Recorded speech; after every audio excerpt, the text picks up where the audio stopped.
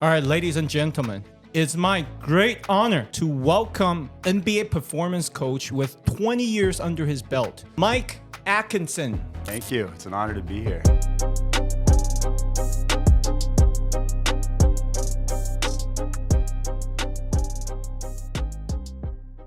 Let's start off with the tradition of our show, which is for me to ask you, who is your GOAT of the NBA? I'm going to give you the answer. I'm going to break it down in eras. From the 80s to the 90s, all the way up close to those 2000s, is MJ.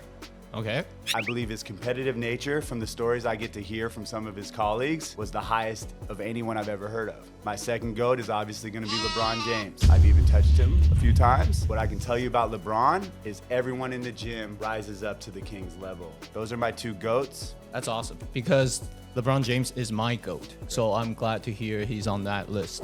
So I've been reading your resume and everything, and I noticed that you trained with a lot of NBA greats. I know Giannis is one of your clients. I wouldn't necessarily call Giannis a client, but I definitely have worked with Giannis in the past. Okay. And I'm very close with his older brother, Thanasis, which is cool because it's a mutual relationship.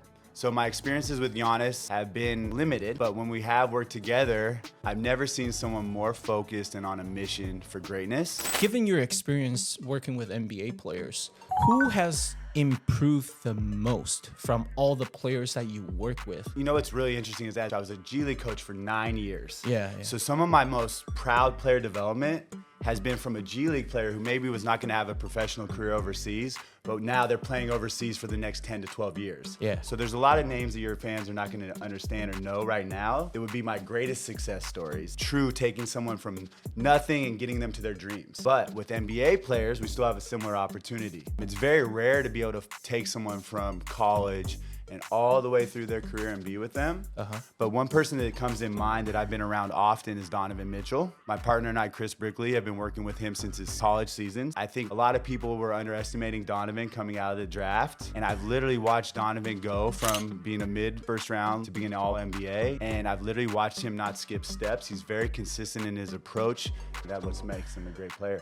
What's the quality that makes him so great, though? Well, he's super athletic. Obviously, he has physical attributes. He's got super long arms. His feet are actually, he's like size 16, I think. And he's a natural athlete. One of the great things I think we need to encourage our younger athletes is Donovan played multi-sports growing up. And he knows baseball, and he can swing a tennis racket. He's just a great athlete overall. And so when you have a great athletic ability, and then you start adding resources of player development and mental and physical approach, and you're mature enough to accept it in an early age like he was, that's what separates him from his peers, right?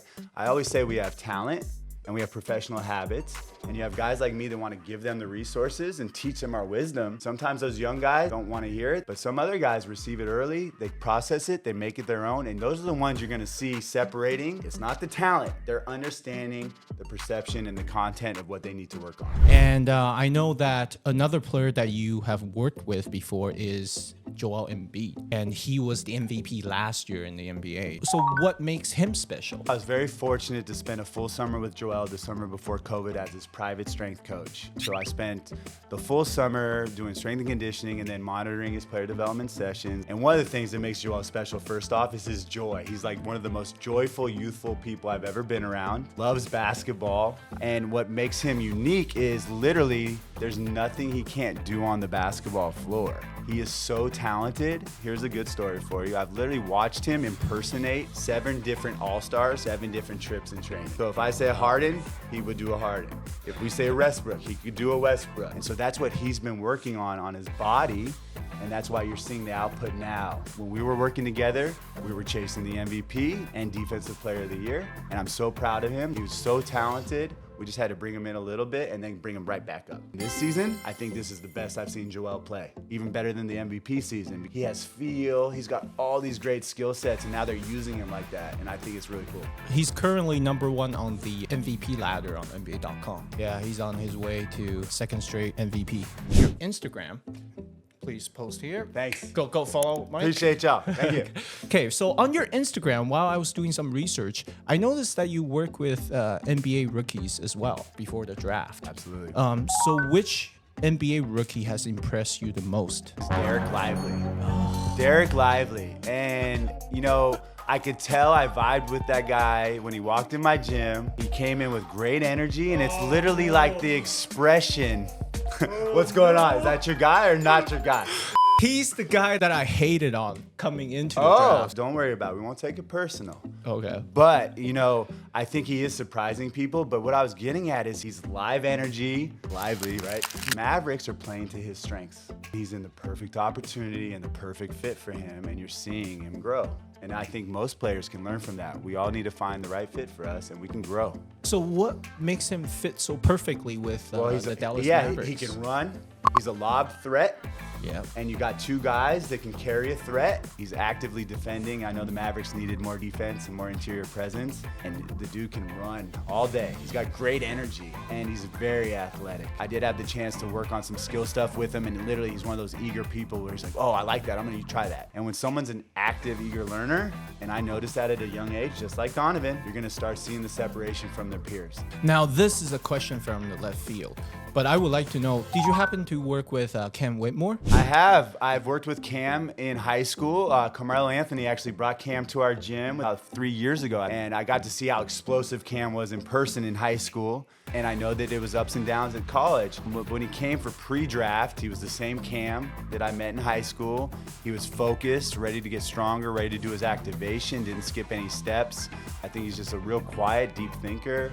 And I think the sky's the limit for Cam. Playing in the G League is going to be great for him. Yeah, he's killing it right now. I'm sure he is. Dropping 40 points, 30 points, like all day. So the main focus would be, is it going to transfer to his NBA game? Because we all know he's got the talent. You had a lot of experience working in the G League. What do you think makes a G League player become an NBA player? Being a G League coach for 9 years and then having private clients that go all the way up to Hall of Fame, that you can start seeing the things that separate them. Once again, the opportunity and the fit. Are we trying to help this person develop into an NBA player? Do we have other priorities? So that's business side of this. I've been fortunate to be around athletes that maybe needed to put on 20 pounds to become an NBA prospect, and we've done that. I've been fortunate to be with prospects that needed to lose 20 pounds to become an NBA prospect. They already had gifts and skills. They needed to work on their physical attributes. Now, if we're working on a scorer, right? Like we have a very athletic person like Cam, we want to look at his efficiency. And then we were also going to see like how he fits into the Houston Rockets system. And if he's doing the things that the Rockets want him to do to get on the floor with the Rockets. But he still needs to get his reps up and the confidence of just killing it in the G League. That's perfect for right now. This wasn't scripted, but just having the conversation with you, you share some great stories of how you got started and just in terms of the G League, the D League. It was the D League at the time. D League. It was the D League. Bad marketing idea, in my opinion, calling it the D League. but yes, I've coached in the D League and the G League. So how did you get started? And I know you started from the bottom, like nothing was given to you. I think one of the best pieces of advice I can give everybody at home is to ask for nothing and give as much as possible. And it sounds very simpler than it is. Back when it was the D League, only one coach got paid besides the head coach. So no resources, no money, but opportunity. We call it the hungriest league in the world. I'm a little personal trainer in Reno, Nevada. I had a mentor who was doing NBA player development at the time named Aubrey McCrary. And he had a good friend named Coach Eric Musselman, who was a two-time head coach at this time, one of the youngest head coaches in history. And that the Reno Bighorns hired Coach Eric Musselman to come to my hometown and be the developmental league coach. He asked Aubrey, since we're both from Reno, would you come help my team? I don't have any money for you. So Aubrey and Phil Handy, one of the great coaches in the NBA and player development coaches, volunteer, and Coach Musselman would run the team. Aubrey goes up to Coach Muss and says, hey, I got a personal trainer here that would be great for your guys. They didn't have any strength coaches, limited resources. So Aubrey calls me and says, hey, I got an opportunity for you. You gotta take your opportunities in this business. It's just like a performer, it's just like now. We gotta rock the show. And I show up to the gym and we got Bobby Simmons, Jeremy Lin. But my first day with the Reno Bighorns was Jeremy Lin's last day. He got called back up to the Golden State Warriors. So I warmed Jeremy up, did our practice, he got called up. This is all before Linsanity, though. Way before Linsanity. Season goes on. All of a sudden, Coach Muss says, hey, I'd love for you to come to pregame. So now all of a sudden, I'm getting my first opportunity in pro basketball to coach pregame activation and warm-ups. I'm working with Bobby, and I'm a young rookie coach. Right. This is a veteran NBA. He's like Michael Jordan's friend. He's vibing with me. So he's giving me confidence out of this whole experience just by volunteering, and that gave me my first break.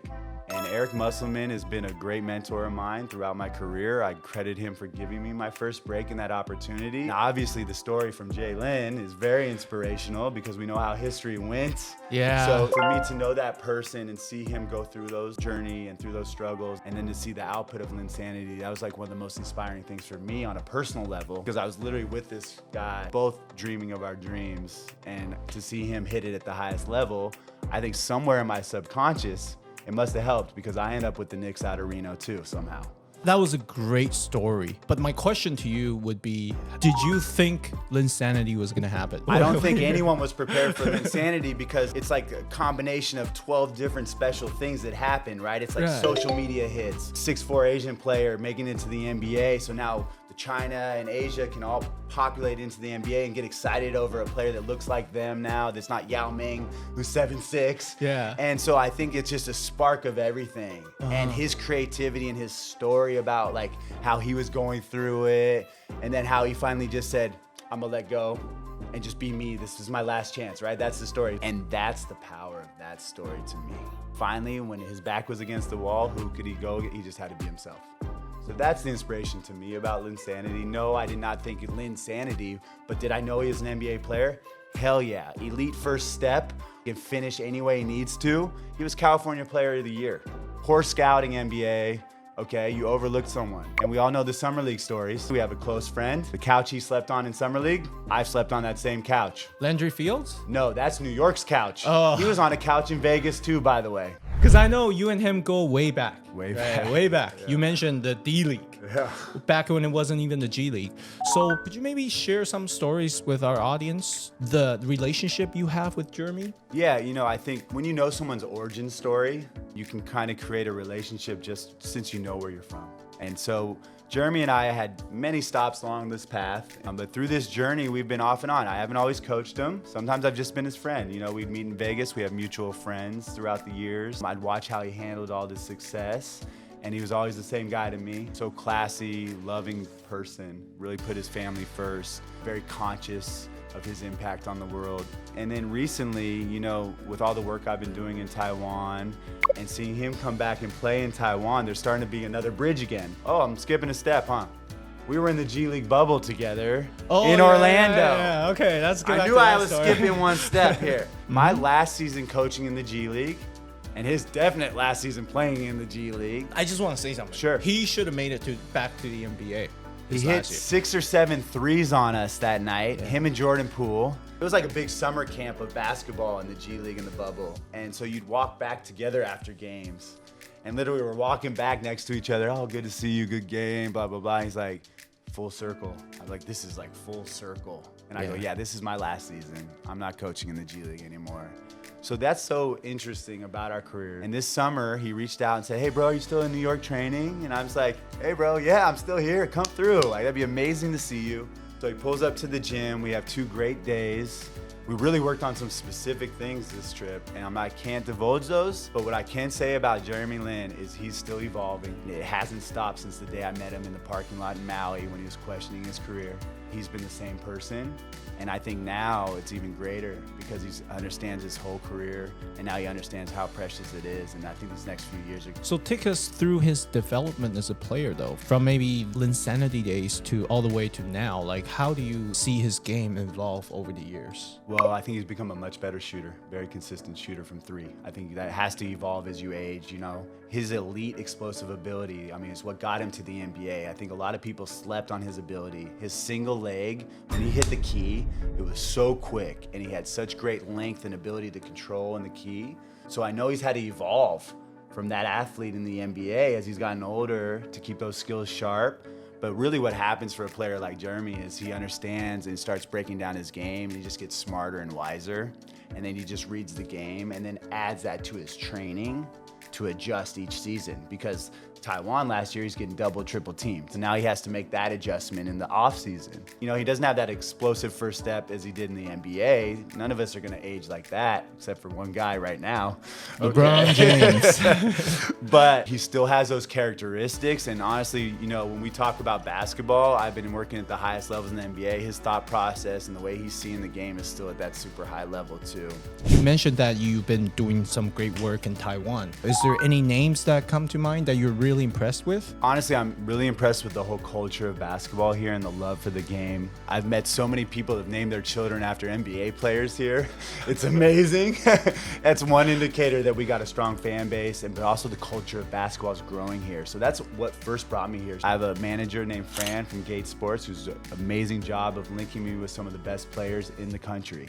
Shout out to her. She's Shout the one out. that made this interview happen. Yeah, nothing happens without a team and a support staff. I'm really impressed with the college system now. They're offering to bring in players that are from outside the country. I think they need those players to help their younger players develop. So when we're talking about a few college players that I've been fortunate to work with, Owen Chen is one of them. That's my guy, and he is a bucket. He spent a little bit of time in America at Oak Hill Academy. He speaks pretty good English, and when you watch him play here, you can tell he moves a little different than everyone else. He's got some shiftiness to his game. He's got an attitude. And working on Owen is just creating those professional habits so he holds himself at the standard that I hold him at and that I hold my NBA players at, because I want him to rise to that level. I don't think he's gonna make the NBA or the G League, but I think he's gonna have a super successful career in Asia, Europe, wherever he chooses to play at. He's got a unique game. He's super focused. And one of my main things with Owen is just making sure he's loving the game and staying happy.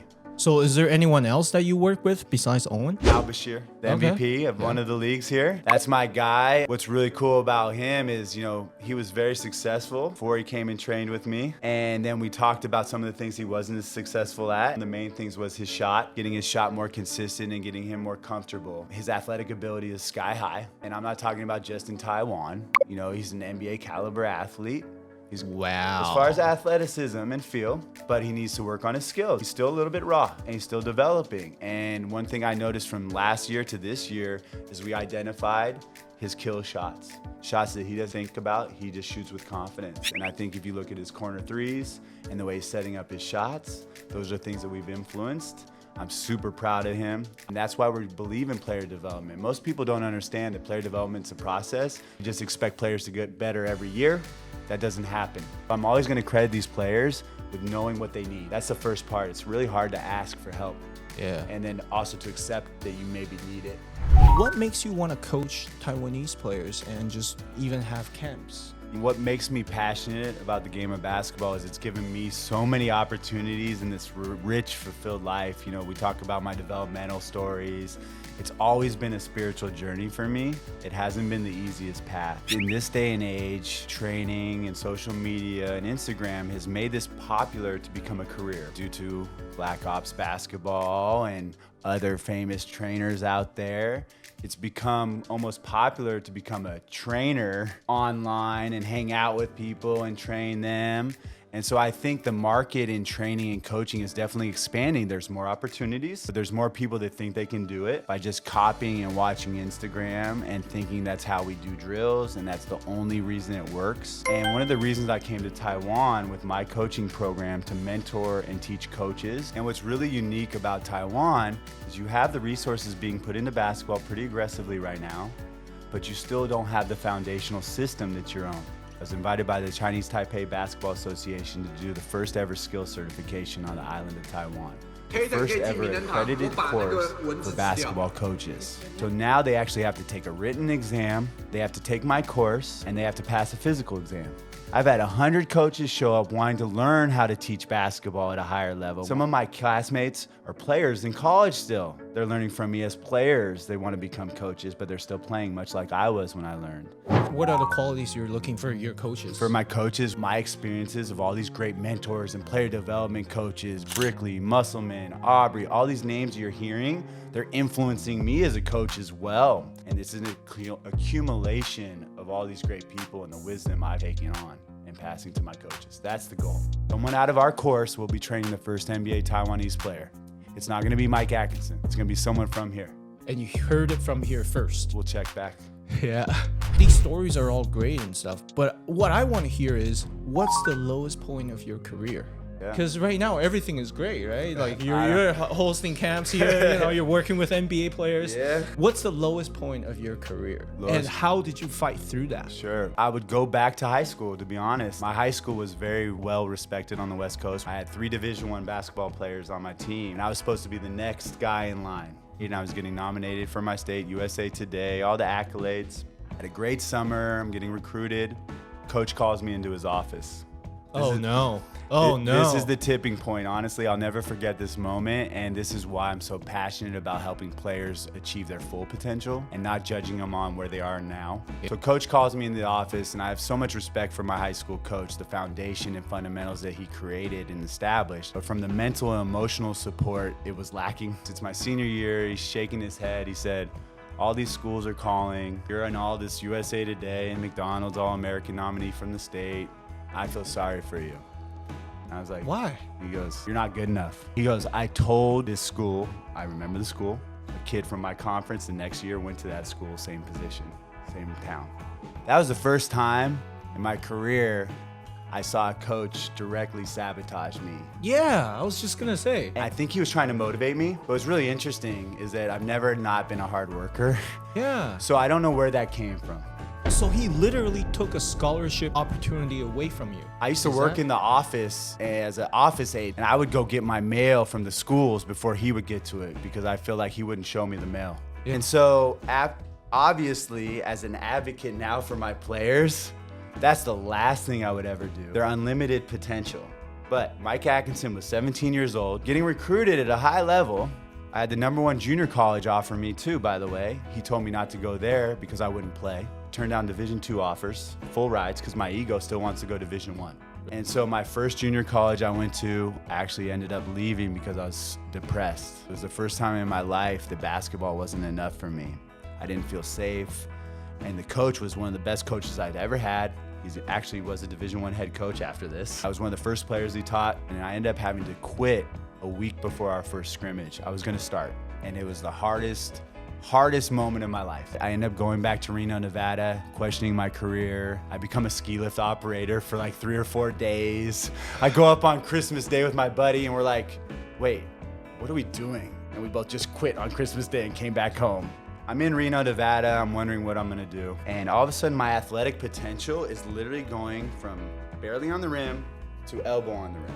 So the junior college program I was at, I went through all the hard stuff, the preseason. So I did the weights, the conditioning at the college level. A random high school coach who used to actually hate on me a lot, more than my head coach in high school, saw me at the Reno YMCA catching tip dunks and alley-oops and said, what the hell are you doing home? I was like, I have no idea. And so he called Moore Park College in Los Angeles, California. So I ended up going down to Moore Park College for 2 years, and I still don't get my Division I scholarship. So I ended up at a small school called Missouri Valley College. 70 miles off the interstate. If you hit the cornfield, you've gone too far, and our mall is Walmart. Oh, wow. So this is the most culture shock I could do to myself, going from LA to cornfields. And that unique opportunity was so humbling because literally I've been recruited throughout this process and I've been in the bottom of the recruitment barrel and I had a huge role. I played 2 years there. I was the all-time leading rebounder. It's a 4-year school. I was only there for 2. And a random scout found my name from a referee in the conference and asked if I wanted to go on the Harlem Globetrotter tour to be on the Washington Generals. Wait, so you played on the Harlem Globetrotters? I played against the Harlem Globetrotters on the Washington Generals, the team that loses every night. Now I'm gonna take you back to 4-year-old Michael. So I'm 4 years old, we're in Reno, Nevada. I'm dribbling my red, white, and blue basketball. It's late, it's snowy, we're leaving the Harlem Globetrotter game. See, in Reno, you don't get the Lakers, you don't get the Knicks, you get the Harlem Globetrotters once a year. And I say, Mom, I wanna be a Harlem Globetrotter. And at that moment in time, my mom could have said, you're never gonna be a Harlem Globetrotter. She said, you can be anything you wanna be. Now, we're gonna tap into that subconscious mind here. Little Michael, 4 years old, high school Michael wants to be Division I basketball player. What's more powerful? Probably 4-year-old. Right, because our ego is formed from 0 to 7. So my limiting beliefs haven't even been established at that point. So what I'm trying to say here is that my goal was Division I. My ego goal, my subconscious, and the universe and what I believe in led me to that higher path and that unconscious goal as a 4-year-old. And it's the only way I can explain myself ending up on the Harlem Globetrotter tour, playing against the Globetrotters for 180 games, traveling the world. I thought that was the universe providing me a chance to see if I truly believed in this spiritual journey I was about to take on. And then it rewarded me with the 4-year-old dream coming true. Now, I wish I would have went to a Laker game, and I wish I was in LA and looked up and said, I want to be a Laker. Yeah. Because that's how much I believe in this. That's my best story I can give everybody, is if you trust your journey and you know you're on the right path, stick to it. I think that's it for this interview. Thank you so Thanks, much, bro. Mike, for showing up. And go follow Mike's Instagram Much and love. Your YouTube channel. Working on it. I need some tips from you now. Let's talk after this, okay? Definitely. See you guys on the next episode. Thank you so much. It was a pleasure.